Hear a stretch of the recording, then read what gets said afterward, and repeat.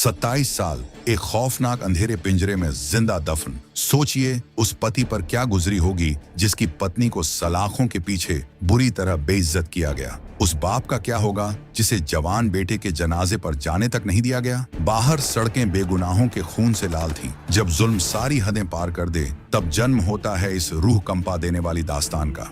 Film की शुरुआत Africa के एक कबीले के अद्भुत नजारे से होती है, जहां लड़कों को एक खास रंग में रंगा जा रहा है। ये सदियों पुरानी रस्म असल में उनके बचपन से जवानी की दहलीज पर कदम रखने का प्रतीक है। इसके जरिए उन्हें एहसास दिलाया जाता है कि अब वे अपने लोगों और फर्ज की जिम्मेदारी उठाने के लिए पूरी तरह तैयार हैं। इन्हीं रंगे हुए चेहरों के बीच हमारी नजर पड़ती है नेल्सन मंडेला पर। जवानी की दहलीज पर खड़ा यह लड़का अब अपने कबीले को पीछे छोड़ शहर की तरफ एक नए सफर पर निकल पड़ता है। साल 1942 आते आते अपनी कड़ी मेहनत से नेल्सन एक बेहद काबिल वकील बन चुका है। यह वो दौर था जब काले और गोरे का भयानक भेदभाव अपने चरम पर था। काले लोगों की जिंदगी नर्क जैसी थी। उन्हें अपनी ही जमीन पर अपनी पहचान साबित करने के लिए हर वक्त एक पास अपने साथ रखना पड़ता था। तभी एक बेबस काली महिला नेल्सन के पास उम्मीद लेकर आती है, क्योंकि उस पर एक गोरी औरत के अंडर गारमेंट्स चुराने का शर्मनाक इल्जाम लगाया गया था।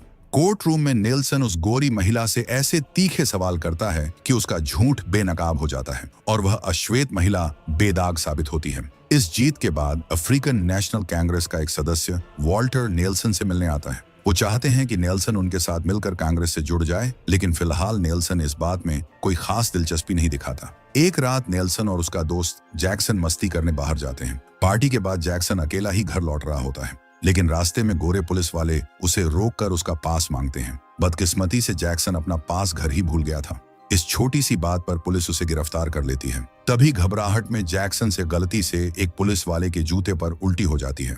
इसके बाद गोरे पुलिस वाले हैवानियत पर उतर आते हैं। वे उसे इतनी बेरहमी से पीटते हैं कि जैक्सन वहीं दम तोड़ देता है। अपने दोस्त की इस खौफनाक मौत पर नेल्सन इंसाफ के लिए कोर्ट का दरवाजा खटखटाता है, लेकिन यहाँ गोरे सिस्टम का दोगलापन सामने आता है। जज फैसला सुनाता है कि जैक्सन की मौत मारपीट से नहीं बल्कि किसी बीमारी से हुई है। एक बेगुनाह की हत्या पर पर्दा डाल दिया जाता है और उन कातिल पुलिस वालों पर कोई कानूनी कार्रवाई नहीं होती।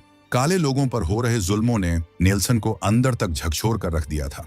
वह वॉल्टर के घर जाकर अफ्रीकन नेशनल कांग्रेस के साथियों से मिलता है। नेल्सन उन्हें समझाता है कि हालात बदलने के लिए हमें तालीम, कड़ी मेहनत और स्वाभिमान के दम पर अपना मुकाम खुद हासिल करना होगा। लेकिन कांग्रेस के साथी उसे हकीकत से रूबरू कराते हैं। उनका मानना था कि कोई भी अकेला इस सिस्टम से नहीं लड़ सकता। असली बदलाव तभी आएगा जब हम सब एकजुट होंगे, क्योंकि हमारी एकता में ही हमारी सबसे बड़ी ताकत है।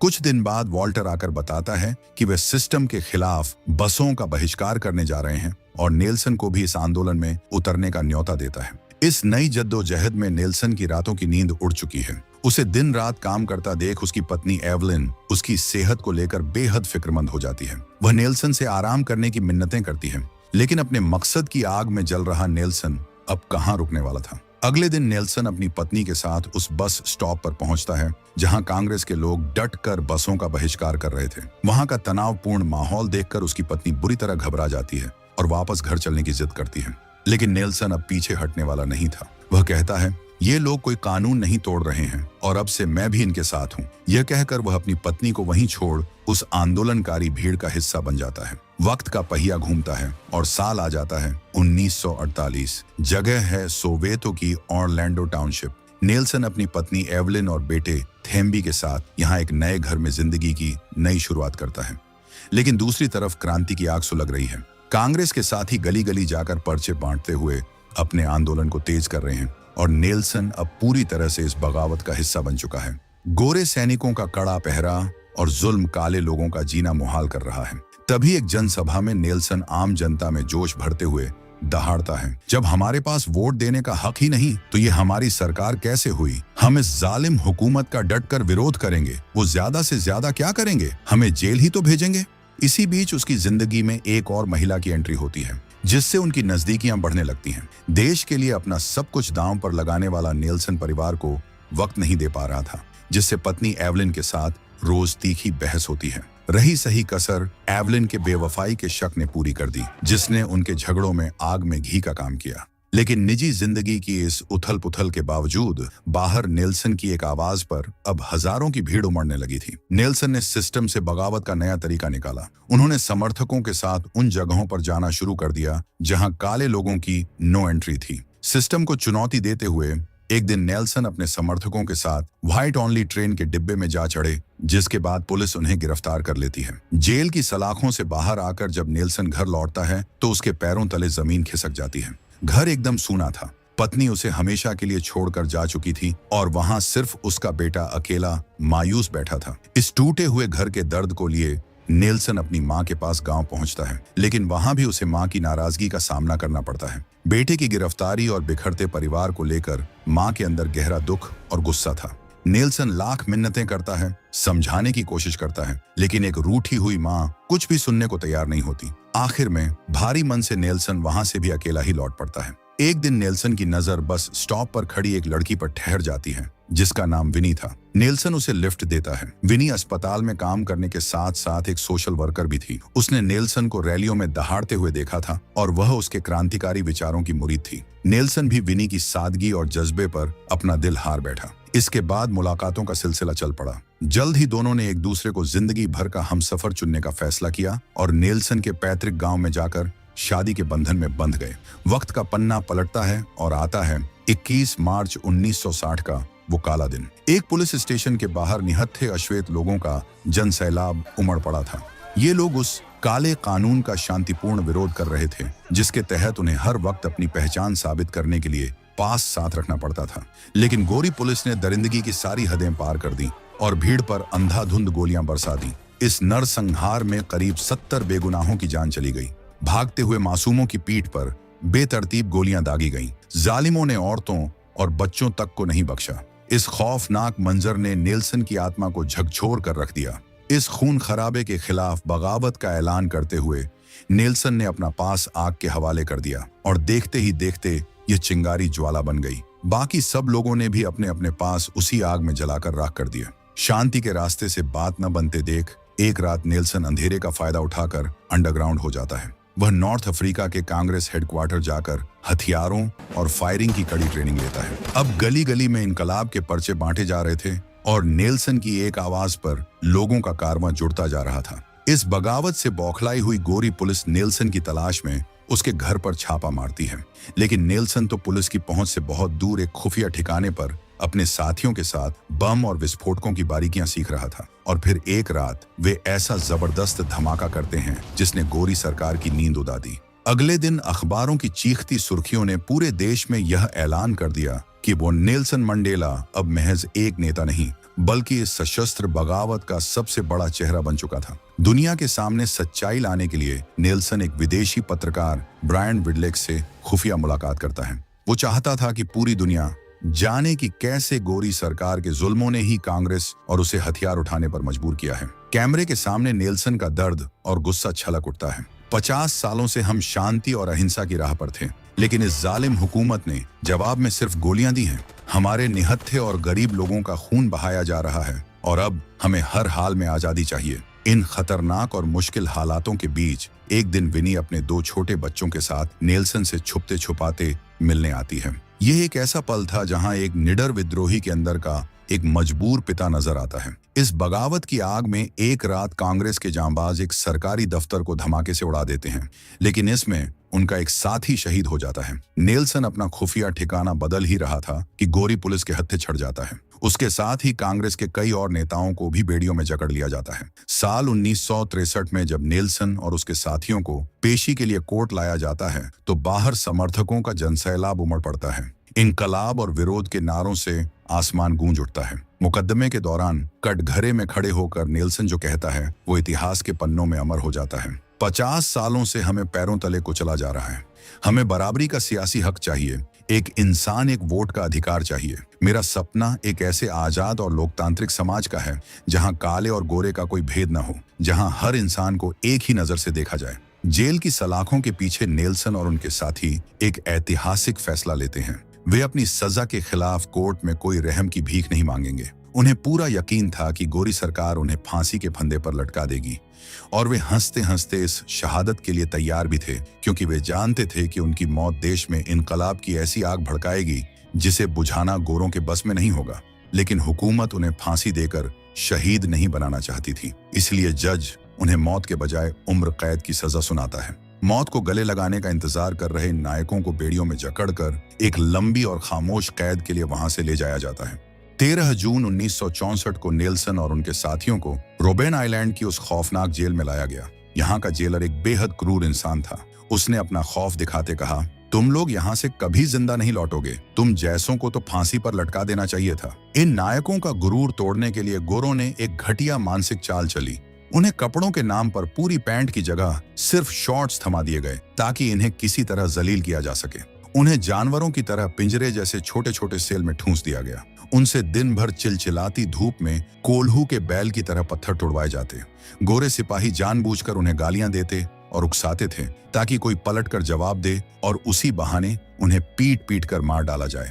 एक दिन जेल का सिपाही नेल्सन को अखबार का एक टुकड़ा देता है जिसमें उसकी पत्नी विनी की गिरफ्तारी की खबर छपी थी। यह पढ़ते ही नेल्सन का दिल बैठ जाता है। जब भी नेल्सन के लिए कोई खत आता तो ये जालिम लोग उसके खत की कई लाइनों को ही काट देते थे ताकि नेल्सन अंदर से टूट जाए। गोरे सिपाही उन्हें शारीरिक और मानसिक रूप से तोड़ने की हर हद पार कर रहे थे। कड़कड़ाती ठंड और बारिश में इन सभी को रात भर बिना कपड़ों के खड़ा रखा जाता है। नेल्सन का सब्र टूट जाता है और वो चेतावनी देता है, मैं तुम्हारी इस दरिंदगी की शिकायत ऊपर तक करूंगा। अगले दिन कर्नल अपने घमंड में चूर होकर नेल्सन से कहता है, अगर तूने शिकायत कर भी दी और मेरी नौकरी चली गई तो भी मुझे रत्ती भर परवाह नहीं।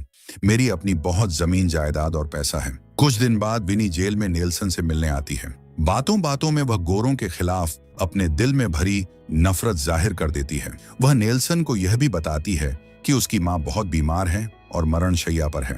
एक दिन विनी को फिर से गिरफ्तार कर लिया जाता है।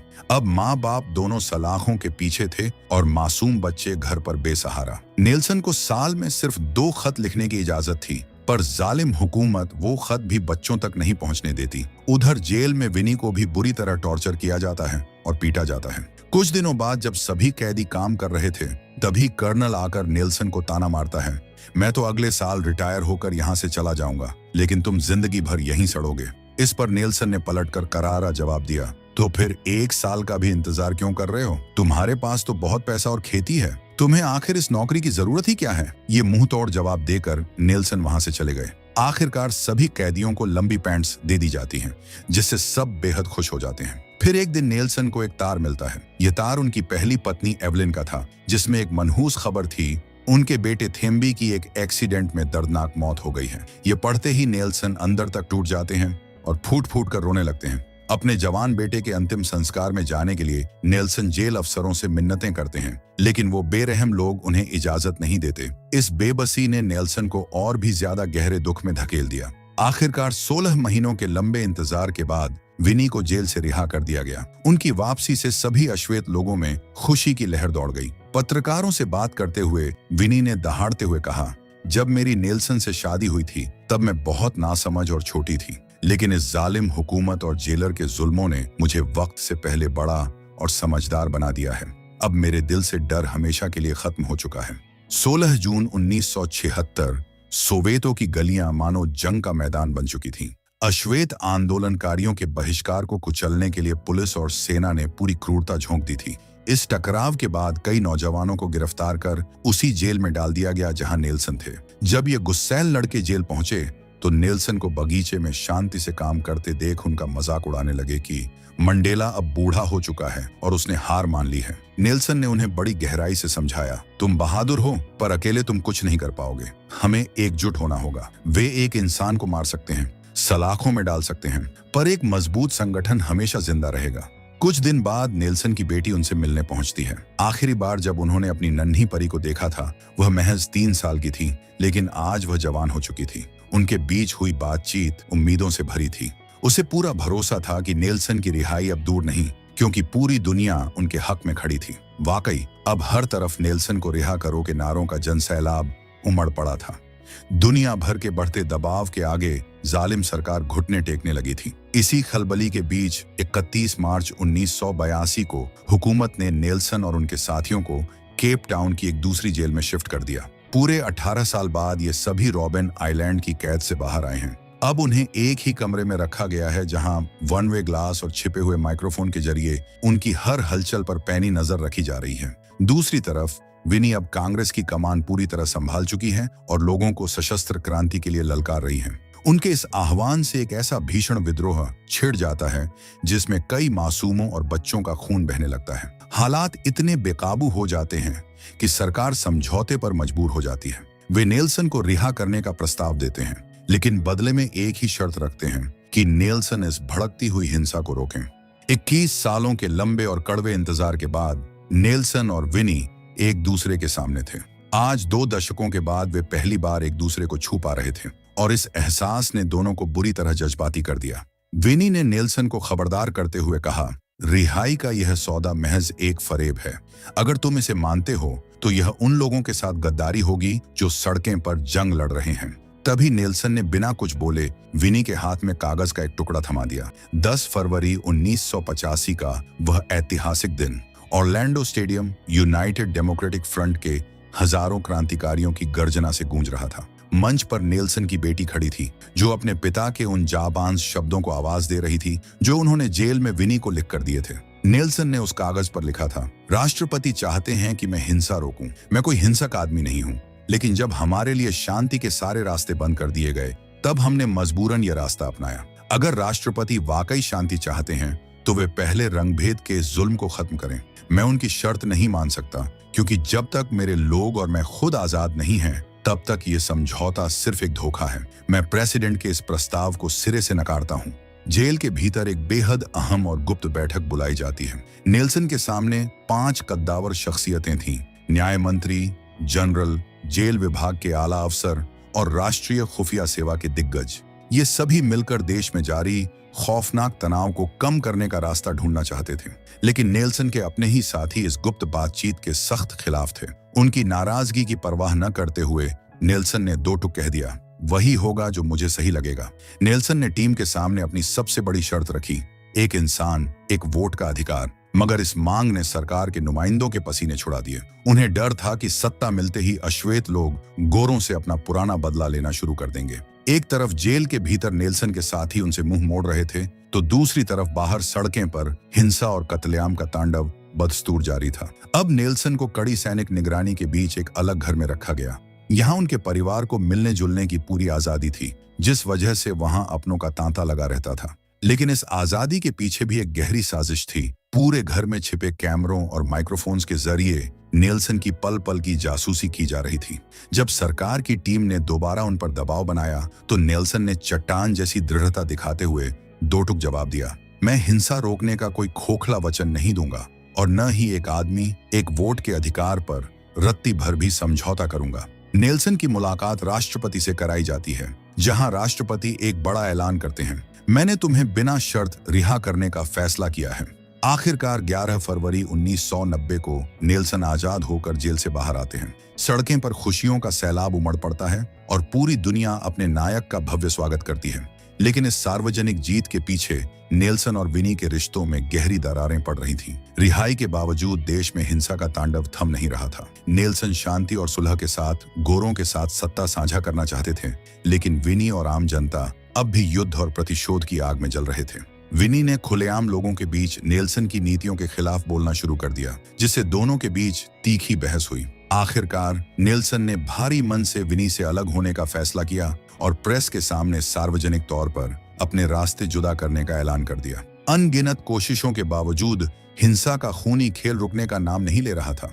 अश्वेत लोगों का खून पानी की तरह बह रहा था, मानो इंसानियत पर हैवानियत हावी हो चुकी हो। ये दर्दनाक मंजर देख नेल्सन मंडेला का कलेजा मुंह को आ गया। उन्होंने भारी मन से टीवी पर आकर देश को शांति का संदेश दिया। आज तक गोरों ने जो भी अत्याचार किए उन्हें माफ कर दीजिए और शांति बनाए रखिए। हम युद्ध से नहीं जीत सकते, लेकिन हम चुनाव जरूर जीत सकते हैं और शांति के साथ अपने वोट की ताकत का इस्तेमाल कीजिए।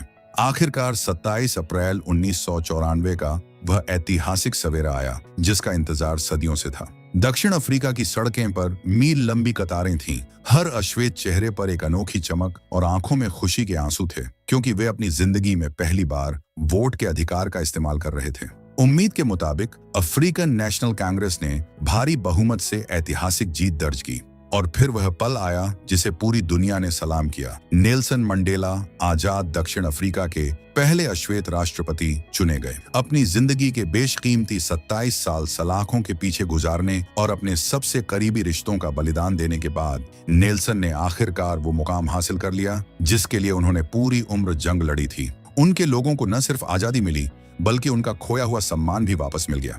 जीत के इसी गौरवमयी और भावुक मंजर के साथ संघर्ष और अडिग साहस की यह महान गाथा यहीं मुकम्मल होती है।